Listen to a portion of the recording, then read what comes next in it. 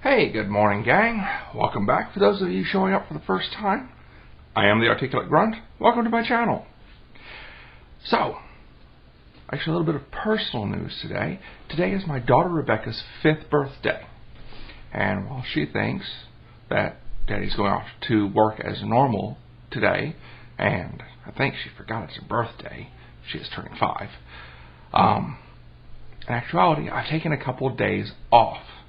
I'm actually going to get dressed here in a minute, head off to work as normal, but I'm going to go down and pick up the princess's ice cream cake I reserved and swing by my office and pick up her presents. I should probably do those in reverse order, pick up the presents, then go get the ice cream cake so it's not in the car as long. I'm going to call my wife up. Once I've got them, she's going to take her over to the park. I'm going to sneak back in the house, set up a bit of a surprise party. Then my wife calls her, she knows to come on back. Moving on to real world, but not real world news. It turns out a prominent Reddit user, Lyserious, has posted a request for help, suggestions, and assistance from his fellow Reddit users. It turns out Lyserious has been playing the same game of Sid Meier's Civilization 2 for almost 10 years. He states he wanted to see how long the game would let you play, how far in the future it would let you get.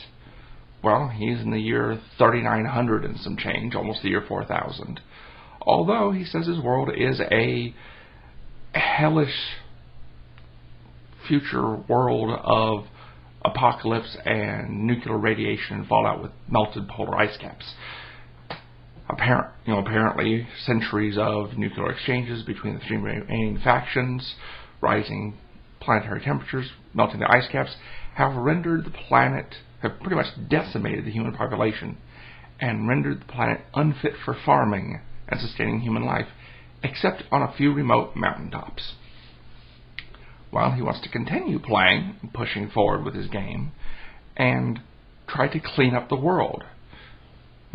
Clear the swamps, clean up radiation and fallout, mess and disasters, and get farming going and rebuild the human race and human population on his world. Wishing him the best of luck, but also, big congratulations to him, not so much for playing the same game for 10 years, which, I'd like to point out, he states he didn't play continuously. It was more one of those things where he had nothing going on for an evening, so would sit down for 2 to 4 hours and play a Civ 2 game. My big congratulations, though, is in keeping the computer going for 10 years. I played Supreme Commander 2020 by Paradox for about 1.5 years, and then the computer I had it on crashed, died, and I lost the game. Wasn't annoyed enough I haven't restarted it on a new computer yet. So, kudos to him for keeping the computer going that long, and especially for having that much dedication, just, almost kind of a lab experiment, seeing how long the game would let you go. Apparently almost the year 4000 and still playing. Moving on to real world news, though. The state of Georgia has rejected an application for the Adopt a Highway program. But this is because it came from the International Keystone Knights, which, if you don't know, and I didn't know until I did some research, are an appellate body, a chapter, if you will, of the Ku Klux Klan.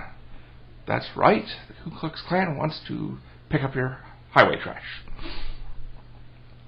Well, the state of Georgia has denied and rejected their application, claiming that the program is for civic-minded organizations and those wanting to contribute back to the community, and that apparently the sign on the side of the road saying, this section of highway maintained by, as well as the KKK members, actually out doing the job of keeping the road clean, would become a distraction to drivers, possibly causing accidents or other incidences.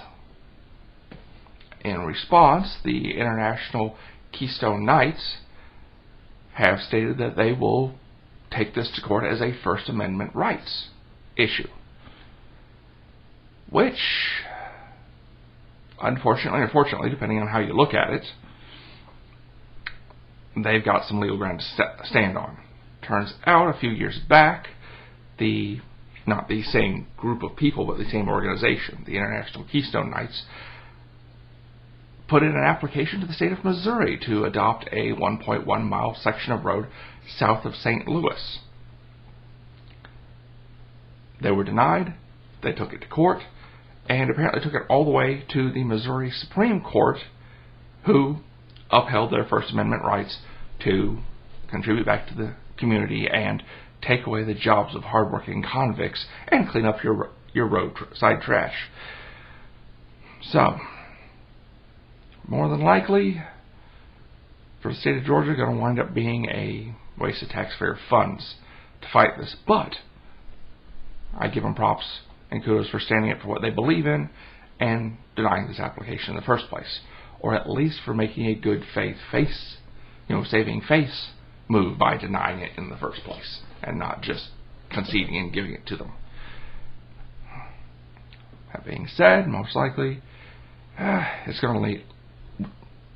The Keystone Knights are going to win out in the legal arena. But they might not, which could thus give the state of Missouri grounds to reapproach theirs. We'll have to see. Well, I've given you the information and thoughts on it. Give me your comments down below. Let me know what you think, how you stand on this, or where you think it stands as a legal issue. Having done that, hit the like or dislike buttons down below. Subscribe up top if you want to. And I will see you next time. Keep your heads down. Take care.